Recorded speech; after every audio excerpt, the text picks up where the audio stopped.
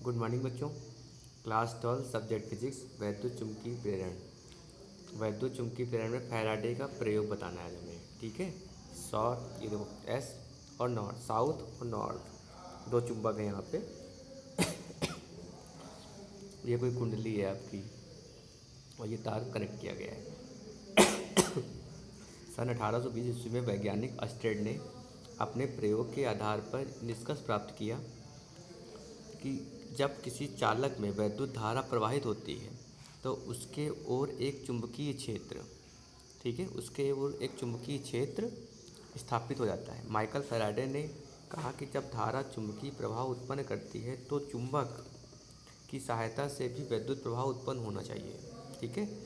मैंने कहा जब धारा चुंबकीय प्रवाह उत्पन्न करती है तो चुंबक की सहायता से वैद्युत प्रवाह भी उत्पन्न होना चाहिए। तभी तो चुंबक को जो चुंबक को आपस में लाते हैं, अगर एक ही दिशा में तो दूर भागते हैं, अपोजिट दिशा में तो जुड़ जाते हैं। मतलब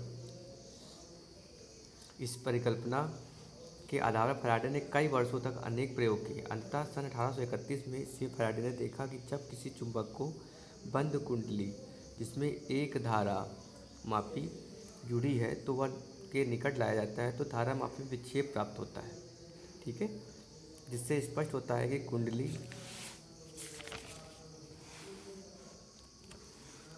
कुंडली में एक धारा बहती है। मतलब कहने का मतलब है जब कोई चुंबक की सहायता से कोई विक्षेप प्राप्त होता है तो उससे जब चुंबक आपस में मिलते हैं, टकराते हैं, दूर भागते हैं तो इससे उत्पन्न हो जाता है कि धारा प्रवाहित हो रही कोई। अब कौन सी धारा बह रही ये फैराडे ने क्या किया, यदि चुंबक को कुंडली दूर ले जाते हैं तो धारा मापी में पहले की अपेक्षा विपरीत दिशा में विक्षेप प्राप्त होता है। जिससे स्पष्ट होता है कि कुंडली में पहले की अपेक्षा विपरीत दिशा में एक धारा बहती है। यदि चुंबक को स्थिर रखकर कुंडली को उसके निकट लाते हैं तब भी धारा मापी में विक्षेप प्राप्त होता है, अर्थात कुंडली में धारा बहती है। ठीक है। अगर चुंबक को स्थिर कर दिया जाए तब भी एक विक्षेप प्राप्त होगा, मतलब कि इसमें कोई धारा बह रही है। और कौन, ठीक है, अर्थात यदि कुंडली स्थिर चुंबक से दूर ले जाते हैं तब धारा मापी में पहले की अपेक्षा विपरीत दिशा में विक्षेप प्राप्त होता है, अर्थात कुंडली में पहले की अपेक्षा विपरीत दिशा में धारा बहती है। यदि चुंबक तथा कुंडली की आपेक्षिक गति बंद हो जाए